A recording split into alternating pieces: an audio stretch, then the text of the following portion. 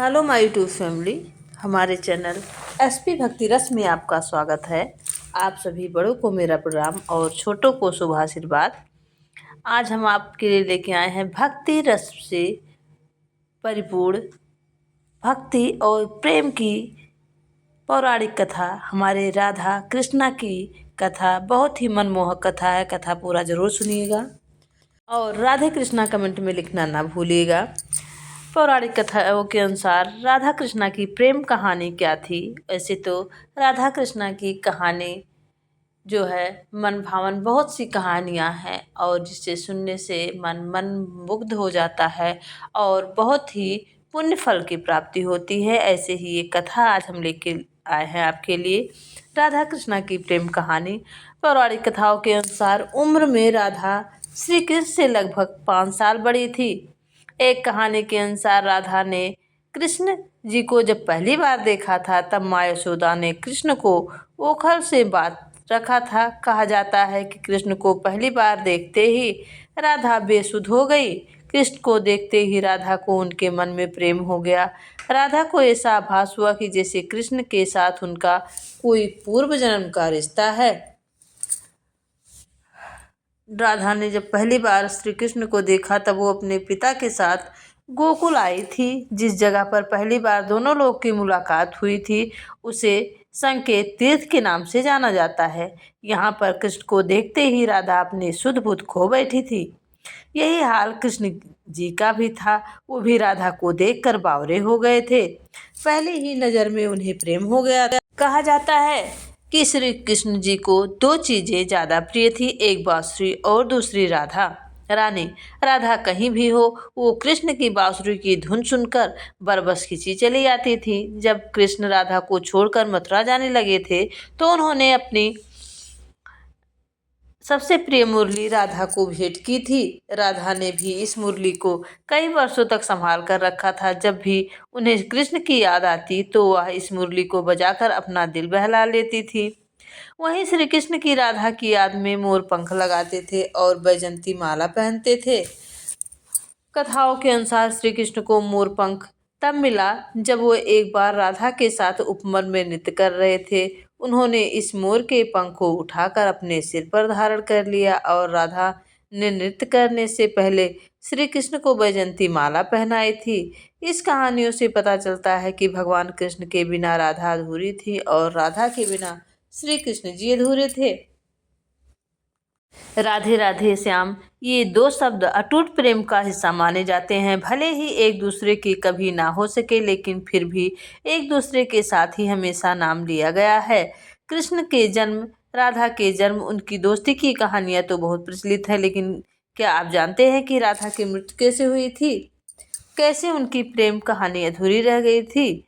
कई लोग कहते हैं कि राधा सिर्फ काल्पनिक थी। कारण ये है कि भगवत गीता जिसने भी पढ़ी है उसका कहना है कि सिर्फ 10वें स्कंध में ही जहाँ महाराज का वर्णन हो रहा है वहीं एक जगह राधा के बारे में बताया गया है कि वो भी रास कर रही थी और आनंद ले रही थी। अलग अलग ग्रंथों में राधा और कृष्ण की गोपियों के अलावा वर्णन है। एक जगह ये भी लिखा है कि कृष्ण की 64 कलाएं ही गोपियाँ थीं और उनकी महाशक्ति यानी राधा गोपियाँ कृष्ण ही शक्तियाँ थी जिन्होंने स्त्री का रूप लिया था। गोपियों की भक्ति मार्ग का परमहंस जिसके दिमाग में दिन रात परमात्मा रहता है। कहा गया है क्योंकि उनके दिमाग में 24 घंटे कृष्ण ही रहते थे। राधा और कृष्ण के प्रेम का असली वर्णन मिलता है गर्ग संहिता में। गर्ग संहिता के रचयिता यदुवंशियों कंस के कुलगुरु यानी एक तरह से कृष्ण के भी कुलगुरु हुए ऋषि गर्गा मुनि थे। उन्होंने ही यह वर्णन किया है। गर्गा संहिता में राधा और कृष्ण की लीलाओं के बारे में बताया गया है। राधा कृष्ण के प्रेम के बारे में बताया गया है। इस संहिता में मधुर श्री कृष्ण लीला है। इसमें राधा जी की माधुर्य भाव वाली लीलाओं का वर्णन है। श्रीमद् भागवत में जो कुछ सूत्र रूप से कहा गया है गर्ग संहिता में उसी का बखान किया गया है। अगर गर्ग संहिता यदुवंशियों के कुलगुरु थे तो ऐसा क्यों हो सकता है कि वो सामने चल रही कृष्ण लीला में किसी काल्पनिक किरदार का चित्रण करेंगे। यहीं से मिलता है कि राधा के सत्य होने का प्रमाण है। कृष्ण राधा से वादा करके गए थे कि वापस आएंगे, लेकिन कृष्ण राधा के पास वापस नहीं आए और चले गए। उनकी शादी भी रुक्मिणी से हुई। कहा जाता है कि रुक्मिणी लक्ष्मी का रूप थी और उन्होंने कभी कृष्ण को देखा नहीं था, फिर भी उन्हें अपना पति मानती थी। जब रुक्मिणी के भाई रुक्मी ने उन्हें शादी के लिए किसी और से करनी चाही, तो रुक्मिणी ने कृष्ण को याद किया और कहा कि अगर वो नहीं आएंगे तो वो अपनी जान दे देंगी। इसके बाद ही कृष्ण रुक्मिणी के पास गए और उनसे शादी की।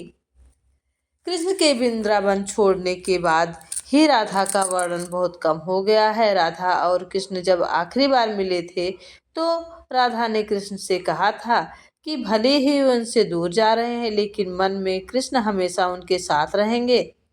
इसके बाद कृष्ण मथुरा गए और कंस और बाकी राक्षसों को मारने का अपना काम पूरा किया। इसके बाद प्रजा की रक्षा के लिए द्वारिका चले गए और द्वारिकाधीश के नाम से लोकप्रिय हुए। जब कृष्ण वृंदावन से निकल गए तब राधा की जिंदगी ने अलग ही मोड़ ले लिया। राधा की शादी एक यादव से हो गई। राधा ने अपने दाम्पत्य जीवन की सारी रस्में निभाई और बूढ़ी हुई, लेकिन उनका मन तब भी कृष्ण के लिए समर्पित था। राधा के पद का वर्णन ब्रह्मा वैवर्त पुराण में किया गया है। ये वेद व्यास द्वारा रचित 18 पुराणों में से एक है। राधा की शादी के बारे में अलग अलग कहानियां प्रचलित हैं। कुछ के अनुसार राधा की शादी अनय से हुई थी। अनय भी वृंदावन निवासी थे और राधा और अनय की शादी ब्रह्मा की परीक्षा के बाद हुई थी।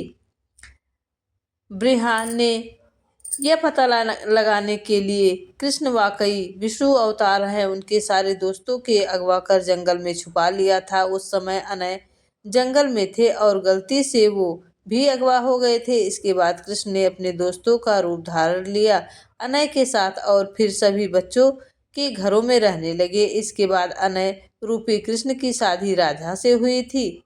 एक और कहानी के अनुसार असल में राधा की शादी हुई ही नहीं थी।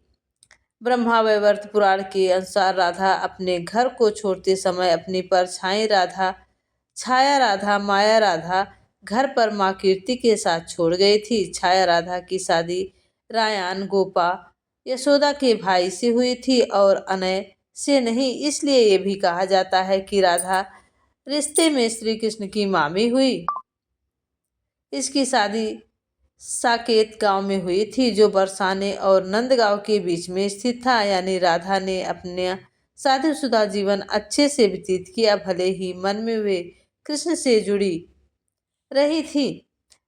और अपने जीवन के अंतिम दिनों में राधा ने अपना घर छोड़कर तथा कृष्ण से मिलने द्वारिका गई थी। जब आखिरकार ये दोनों मिले तो दोनों ने कुछ अलग ही कहा। दोनों जानते थे कि मन में दोनों जुड़े थे, लेकिन राधा को लगा कि कृष्ण के करीब रहना उस तरह का सुख नहीं दे रहा है जिस तरह से उन्हें तब लगा था जब वो मन में कृष्ण से जुड़ी थी। राधा बिना कुछ बोले महल छोड़कर चली गई।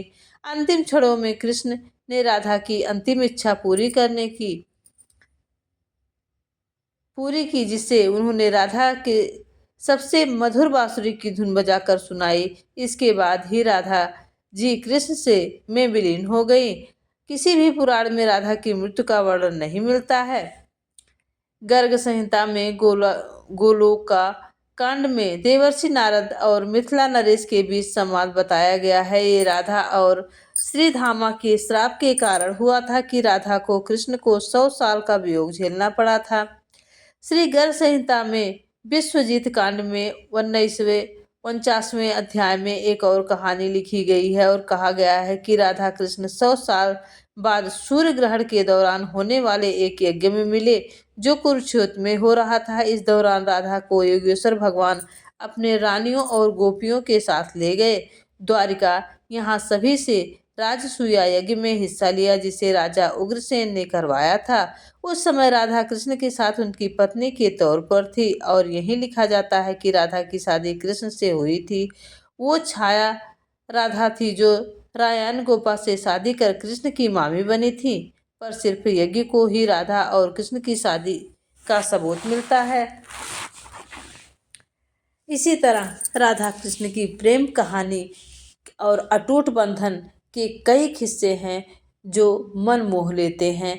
ऐसी छोटी छोटी कहानियों के लिए हमारे चैनल से बने रहिए और भक्ति रस का रसपान करते रहिए। अगर आपको कोई इस वीडियो में पौराणिक कथा में कोई त्रुटि हो तो कमेंट बॉक्स में ज़रूर बताइएगा और हमारे चैनल को ज़्यादा से ज़्यादा शेयर करिएगा। हमारे भोले बाबा महादेव राधा कृष्णा की कृपा आप सब पर बनी रहे। आप सभी हमेशा हंसते मुस्कुराते रहें और सुख समृद्धि से भरपूर रहें और प्रभु भक्ति में भक्ति रस का आनंद लेते रहें। राधे राधे, कृष्णा कृष्णा हरे हरे।